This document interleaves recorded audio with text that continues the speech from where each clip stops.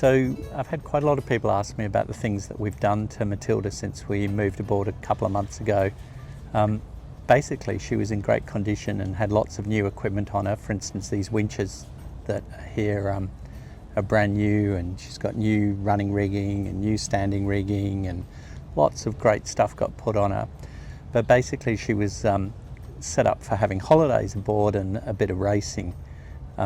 Moving aboard to live aboard, there were a few things that were sort of holes in her sort of inventory that we wanted to fill, or things that we needed changing, and I just thought I'd talk about 4 of them today to explain our choices and even get your feedback on what you think about them.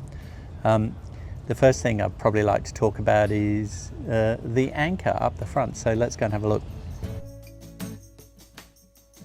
So when we got the boat, the anchor on the bow was a 15 kilo anchor called a Fortress. The whole boat weighs 15 tons, and although that's sort of in the spectrum of what might be acceptable for an anchor, I didn't really feel comfortable about it. And then we had an added factor in that the previous owner, just before we got the boat, actually lost the second anchor. It got snagged when he was delivering it back, so the boat actually only came with 1 anchor.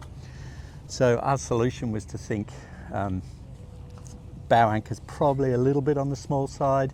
We need a second anchor, so let's just buy a different one and relegate the Fortress to the second anchor. So then came the thing, which anchor you choose, and you could talk about anchors all night, and it actually gets a bit boring after a while, but I did a bit of research and I really like the sound of this one. It's called a Rockner, and this is 33 kilos, this one, which is probably a bit of overkill. But you know what? If you've just got a bit of extra weight on the bow, but you sleep a whole lot better at night, then that's a good payoff. So Rockner, these ones were designed by a Kiwi guy. I think he was called Peter Smith, who sailed around the world and a few times, I think, and wasn't really happy with his anchor the first time, and he designed this one. It gets amazing reports. It's got no moving parts. It's all in one piece. It's got this roll bar over the top so that it always sets the right way, and then I can't remember the other features, but we've probably anchored, I don't know, 20, 30 times already, and we're building a good trust relationship at this stage.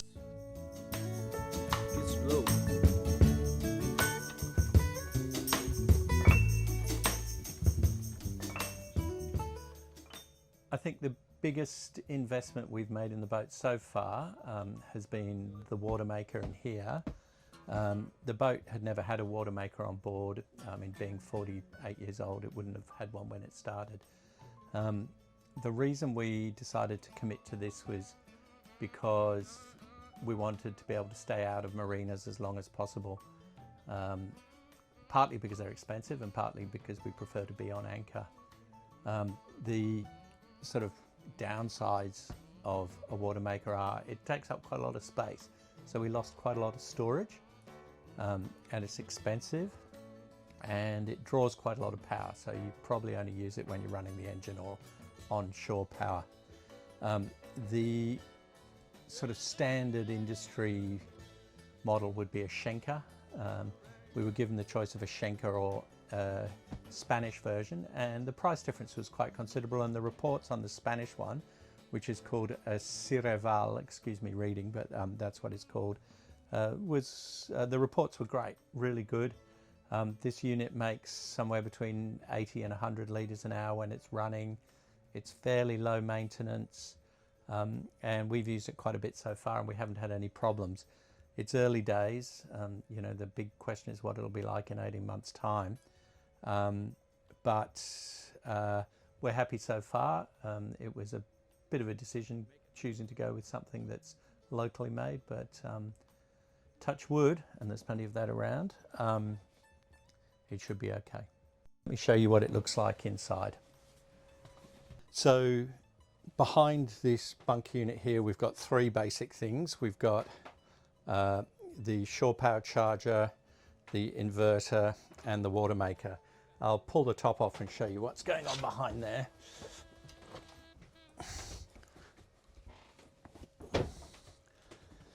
This is our lee cloth, get that out the way. Lift out these panels, there's 3 of them.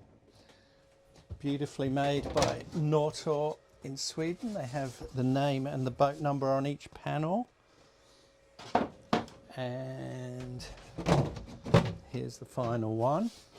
Basically machinery in the whole of this compartment here. Up on the aft end we've got the charger for the batteries from Shore Power, Victron charger, and then the Victron inverter here, so we can run 220 volts. And down the bottom there is the pump for to push the water through the membranes for the desalinator, and then a whole lot of stuff here which I haven't really got my head around yet, but basically it's all part of the system that creates the fresh water. One of the negatives is we did have to down there put in a through hole fitting for water coming in, and up here we have a fitting for highly salted water going out. So to run the water maker is pretty simple. At the moment the system's open, so we set it to 1, which is make water, and then all we do is slowly turn this pressure gauge to start putting it through the system until we get to about 50 bar. I'm slowly sending it through the system, and you'll see the pressure gauge start to rise in a second. You can hear it go, here we go. So we're up at 30 bar, close it a little bit more, 40 bar, 50 bar there. And you'll see in a second the float here will come up and it'll tell us how much water we're making. There we go. So at the moment, if we zoom right in here, we can see we're making probably about 80 litres of water an hour there going into our tanks. It's where the water goes into the tank. Not a very big pipe, but it's going in pretty fast. Let's have a look and see how it works. It's going to get a bit messy, this. There it goes. We'll put a bit in there. That should do. Put that back in. And let's have a taste.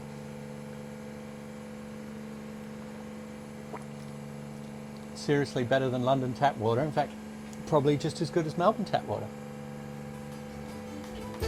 It's really nice.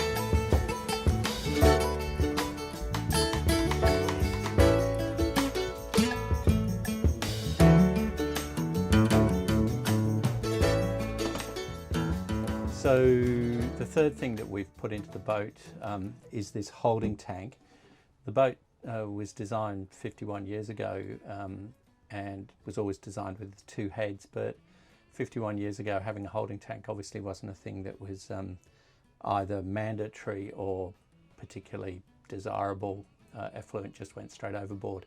Nowadays, especially in the Med, that's really not acceptable, and apart from being illegal, it sort of would be on my conscience if we didn't have a holding tank. So we put this one in. It's very straightforward, pumps out of this aft head straight into the holding tank, and then when a red light comes on the panel, it means the holding tank's full, and then you have to pump it overboard with this little macerator pump at the back, and that goes over the edge. So you'll only do that when you're obviously well away from shore. We did have to put one more hole in the boat to install this. That was for the bleeder for the air, because obviously when liquid goes into the tank, air's got to come out. So there's a hole above the waterline just on the starboard side at the stern, which was a bit of a pity having to put more holes in the boat, but it's a small payoff to have a clean Mediterranean. And to tell you the truth, last time we sailed here 30 years ago, I genuinely believe the place is cleaner and more alive than it was then. I mean, there's been so many nights on Anchorage when we've had fish swarming around the boat, and we've even caught fish, and I think the bird life is even a little more prominent. So small environmental changes can make a big difference, and I think they might be slowly doing that in the Med, considering the pressure it's under.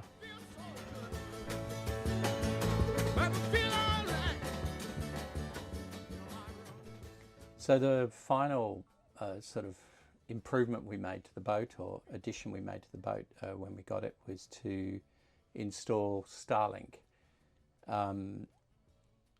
not particularly happy with having to do that due to the sort of obvious sort of political issues with that.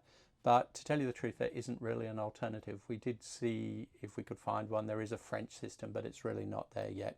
So we bit the bullet and bought a Starlink unit and installed it. And to tell you the truth, it's brilliant. It's really good. There's various levels of kit you can buy. At the moment, you can buy, as we did, it's called a standard kit.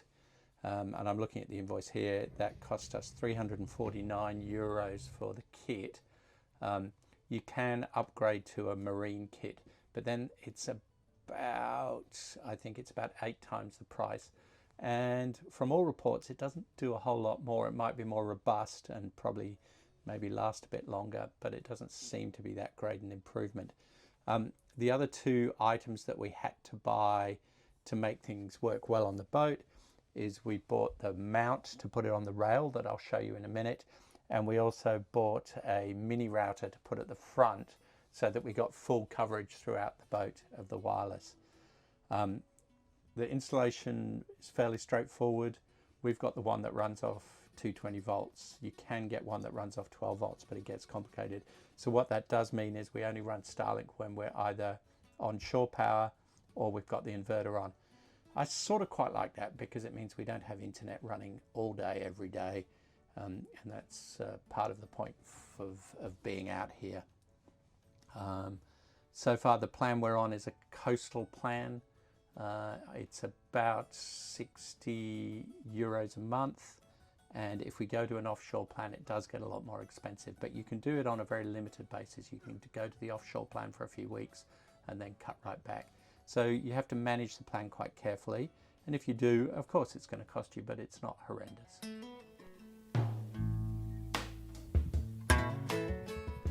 So those are the 4 major things that we've spent money on since we moved aboard Matilda. There's heaps of other little things that we're improving incrementally as we go.